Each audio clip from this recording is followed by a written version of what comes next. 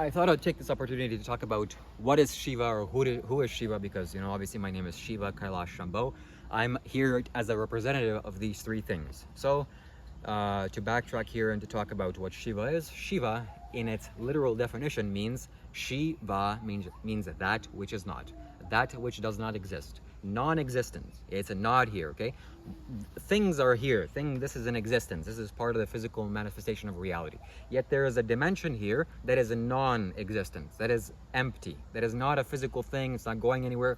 It's not born. It's not dying. It's stable, not stable, chaos, whatever. It's everything. It's a paradox. It's right here, okay? It's actually permeating the whole universe. So this is what Shiva is. So any being that has penetrated into this state, which I currently have, he is called Shiva. Oh, okay, Shiva. Why? Because you see the ultimate truth of reality. Okay, Shiva. We call him Shiva. A dog can't experience this, yet if we call a dog Shiva, maybe he'll imbibe some of the energies, and in his next rebirth or reincarnation, he can choose towards the spiritual path and attain this himself.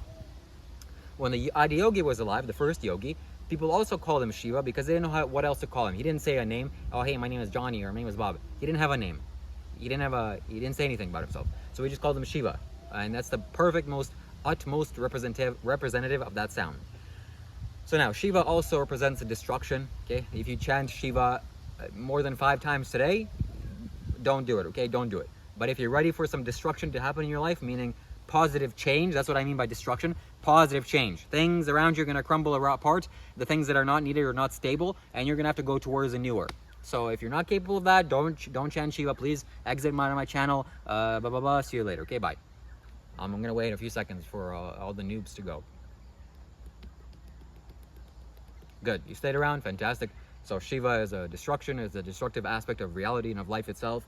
So if you chant Shiva, destruction will follow, you know, positive, healthy destruction. I don't know if, whatever, I don't have to say such things. Yeah, so this is the representative of Shiva's trident, you know. Wherever there's Shiva, he always carry around a trident. So now let me talk about the person, okay? From what I understand, from what I've seen glimpses of that being, but most of the things I know are just energy representatives and the energy that I've consumed from watching Sadhguru, the energy that I've imbibed about the Adiyogi from what I'm seeing from Sadhguru, okay? So as far as I understand, the first yogi was not a human being. He's some alien, something else, okay?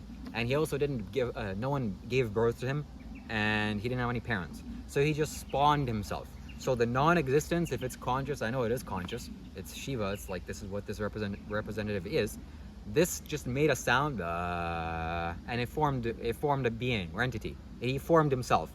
And then he's probably somewhere in the universe right now. I don't know where he is. He's in his original Kailash. Yeah, Sadhguru said there's an original Kailash, and this is the secondary Kailash. This is like his visiting place. I want to see where the original Kailash is. So please, Shiva, if you can hear me, please show me this. Because Sadhguru has seen this, and that's exactly why I want to be like Sadhguru, because this man literally sees everything, and I'm not capable of living life and enjoying my life if I haven't seen the ultimate truth or literally everything there is to know. So, you know, it's like, why are you so intense? Why are you working so hard towards this? Why are you trying to be like Sadhguru? Why are you always talking about him? Hello? Like, I want the best things out of life. I want the best things in life. I want to know everything, okay? It seems that a man has perceived more about life and reality than I currently have. So, you know, I should be striving towards that with such fierceness and intensity, actually burning everything in the way. And that's actually what I'm doing, and that's what I shall do. And that's what you shall all do too. So this being spawned and whatever, he's in the universe. Then he chose to come here around 70,000 years ago, okay? I'm choosing this word very specifically because energetically I feel that that's very true. 70,000 years ago. Sadhguru says between like 65 and 75,000 years ago. So 80,000 years ago, this being was alive in this planet. And he chose to take a form of a human body. So he had complete mastery over the physical elements. He could choose to reincarnate. He could choose to formulate himself into any being he wants. He could choose to turn in a shape, to choose to take his shape into a dog, or to an animal, or to a cow, or to a snake, or to anything. So he chose to take a form in the form of a human being. So now I'm going to talk to you about something that I actually kind of perceive energetically. So let me just sit correctly here, with my left ear touching the Muladhara. So this man, sat just like this, okay? For months at a time, months. He didn't move.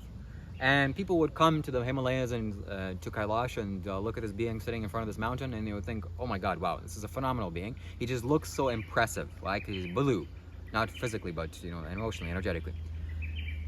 And the only way that they would see signs of life from him is when tears would shed from his cheeks. He would just sit there and occasionally tears, he'd just be crying. And tears would fall into the earth, and that's what we call as rudraksha now. So the tears that fell down from his cheeks grew up to be trees, and the rudraksha beads are that from Shiva himself, okay? I know that to be for a fact, okay? These little beads don't just grow pop randomly out of nature. It's formed out of a very special being. They're not like anything in nature you find. So go and invest in them, okay? You'll benefit immensely. It'll give you the power to destroy yourself, in a positive and harmonious way.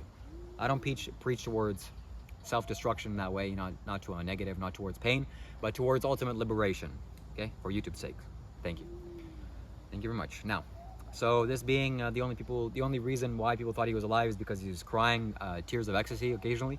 But other than that, he would just sit exactly in the same spot for months. So people would come and they had their own cattle and their own business, and they'd be like, okay, this guy's not doing anything, even though he looks special, but too bad. So they went out. And for months, what are you gonna sit there for months? But yeah, some people did sit there for months, okay? 7 individual beings sat in front of him, waiting for him to open his eyes, do something. And they would just sit like this, for months also.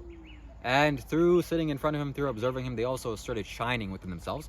And when the Adiyogi opened his eyes and looked at these 7 beings, they saw that they were like ready receptacles. And when a guru sees human beings are ready to imbibe the essence, he can't help but to not do that, okay? That's the ultimate nature of life. Nature just wants to help and grow. So he looked at them and he started doing this, okay, like this.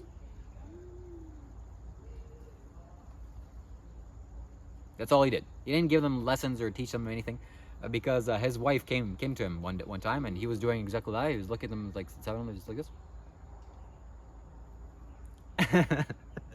And his wife was like, hey buddy, why aren't you saying anything? Come on, just tell them. These people have been practicing for months and years because of you. Why don't you just share some knowledge with them? And he's like, don't worry about it. They see me, okay? They know who I am. They see me. Why? He's using a different means of communication. It's here formulating words and sentences is a very rudimentary way to speak and to get your messages across, okay? If I can get you tuned into this special place and have your mind be very malleable, then we can just communicate through energy, pure energy, and you'll know what I'm talking about. So that's soon to come. That's many years away from here. So this being chose to do all this to these 7 individuals, and also Shiva had a wife, Parvati, she's called, and so these 7 individuals he taught, and he told them, okay, go do this, and for 84 years they practiced, and they came back to him, and they're like, okay, you're ready. Now please, go. Okay, shoot, get out of here. And they're like, oh, master, but guru, what should we remember you by? And so he gave them various techniques. Okay, you do these pujas, and anytime that you do this puja, I'll be there with you. And it's currently being performed in India. So these 7 beings all spread out. So one of the 7 Saptarishis, they're called, one of them remained with the first yogi. One of them went just a little bit south into the Himalayas. One went down even a little bit more south, I believe. One went all the way through India, which is his name is important for you to hear and listen to the sound of this. It is Agastya Muni, okay? Agastya Muni. And then the rest, one went to Asia, one went to Africa, one went to South America, and one went somewhere else. So all 7 spread out. And what you see here, ladies and gentlemen, all of the spiritual knowledge and practices that human beings are currently involved in is directly as a representation of the Adiyogi, or the first yogi himself. Recently I came across this mountain, or not mountain, it's a pyramid in Mexico. It's called like Chichu something, chicken, it sounds like chicken.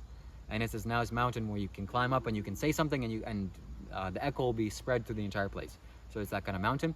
And this place was just calling me recently. I could just hear the sound of it. It's like massive. And I'm hearing it, and I'm seeing it's a representation of Shiva, or the Adiyogi.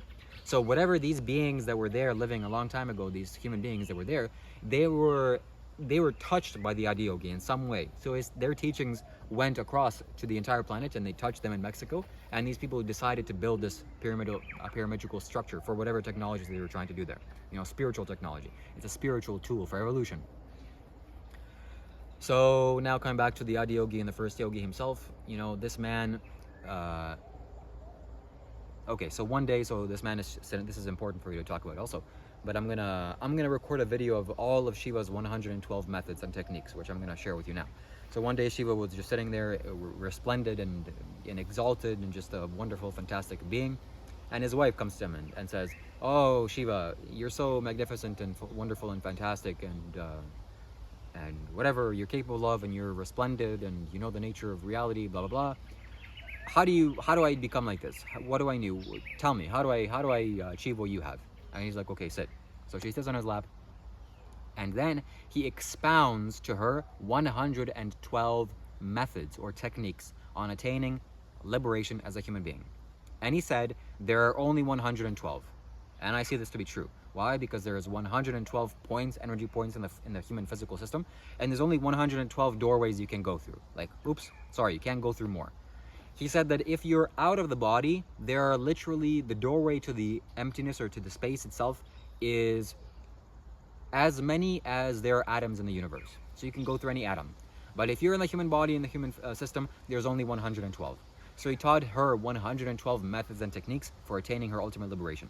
Like 7 or 8 of them are about the breath. A few other ones are about some other internal processes. Some other ones are about imagination, doing something with your imagination. Some other ones are simply just to be observant or in your awareness. Some other ones are actually yoga practices, like, you know, you hold a posture. Like, for example, one of them is like you sit on your buttocks with your hands and feet like this, and just feel the emptiness. Okay? Yeah. So when I first started doing this, when I first read this thing and I sat like this, I started laughing so hard because, you know, it all leads you to the destruction of your delusions and seeing the impermanence of life right then and there. So this posture, human beings don't ever go into this posture. I want you to understand this. It's like rare. So this is a posture, like I don't know what the hell this is called, but this is like this. So you said again, I'm going to try this again. So sit on your buttocks with your hands and feet elevated above the ground and sway and feel nothingness and be boundless. So that's funny, you know. And another one he says, like, if you're in a moving car, just kind of feel the swaying back and forth and be unbound. So I've already attained liberation, but I'm going to share with you these 112 aspects or techniques, methods in a future video because they're so fascinating and so fantastic.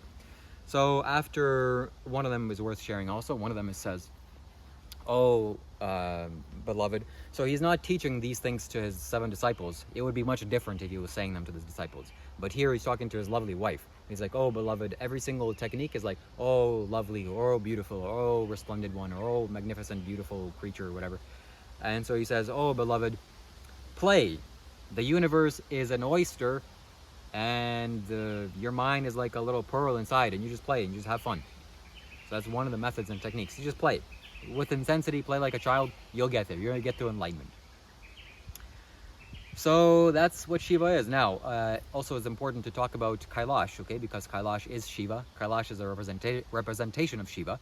When Shiva was alive, the first yogi, we should call him, the first yogi or Adiyogi. Adiyogi means the first yogi, okay? So before then, yogis weren't to exist. No one knew about spirituality. No one even knew that there was a spiritual process. No one even knew, like, oh, maybe there's something beyond or God or something. People were just too engrossed in their own physical limitations. So that didn't exist at all, zero. So when this man came and the 7 Saptarishis came and they spread all across the world, they taught many, many other people. So the branches spread out. And so people like Siddhartha Gautama, the Buddha, which praise be to him, and Jesus Christ, and literally every enlightened being, including Muhammad and whatever other religions they are, it's simply somehow, some way connected to the first yogi, the Adiyogi, okay? So, including Sadhguru, right? So Sadhguru is many, many branches down. He's one little twig or one little flower from the Adiyogi, the first yogi, the first guru. Okay, so when the first guru or the first yogi was alive, we'll call him the first guru now because he also was the first teacher, the first guru. Okay, I'm also a guru now, so I'm learning how to engage in that way and engage in this matter. A guru isn't something you just call yourself. It's something that you've been initiated into and something you are... it's like energy you can wield for the betterment of mankind and humankind. I'm going to talk about this more often in later videos. Now, so the first yogi, the first guru, looked up into the Kailash mountain. It's not a normal mountain, okay? The structure of it and the quality of it, the material of it, you just look at it. Okay, there's a little bit of picture right here always. And it shall always remain there for the remainder of my YouTube's career and history. For as long as this YouTube page exists, probably for all of eternity. This shall never go away. So this Kailash is like, it just looks like some remarkable element. It's not even like a regular stone. So regardless, if this was a regular mountain, he energized it. He shared his energy with this mountain, and he made it a repository for the future. Meaning that currently the Adiyogi isn't here or isn't available for us like in person, like, hey buddy, can you tell me some stuff? He is, you know, if you just meditate, but not like that. So wherever he's gone, he's there. You can concentrate and contemplate or energetically tune yourself with Kailash, and you can literally know everything about the universe. I still have not fully understood or delved into this mountain in its true essence. It is so much more magnificent and powerful and magical and mystical that I could ever have seen. I still have not touched an inch of it. Okay, the Dhyana Linga, which is the most phenomenal spiritual place that a human being, a regular human being, can create, like fantastic, thank you Sadhguru. It's fairly simple, okay, I pretty much know everything about it, and I'm imbibing in it and enjoying the essence of it. Yet Kailash is not like that, okay, it's massive. It is so huge, it's so magnificent, it's so gigantic. I mean, it's literally, it's capable of destroying 1 billion people's lives for the better, for their own, you know, well-being and inner realization. And it's like the energy is so profound and potent. I mean, I cannot even begin to enjoy this. So I'm, yeah, recently I just had a huge insight. It's like I saw this like the ugliest thing in the world. It's literally the ugliest thing in the world. Why do I say ugly? I say this consciously with choice and with power, because ugly is also kind of power. You know, you see a beautiful human being, you're like, oh wow, I want to get close to them. But you see an ugly, let's say like not even a human being, but an ugly ogre, let's say if ogres existed, you'd be like, oh my god, this is so ugly, I have to get away from this range because the ugliness is impacting the kilometer away, so I have to run away from this ugliness. It's like too much. So it's just like that, okay? So it's both the most beautiful thing in the world, it's the ugliest thing in the world, it's the most destructive thing, it's the most creative thing, it's the most amazing element in the whole universe.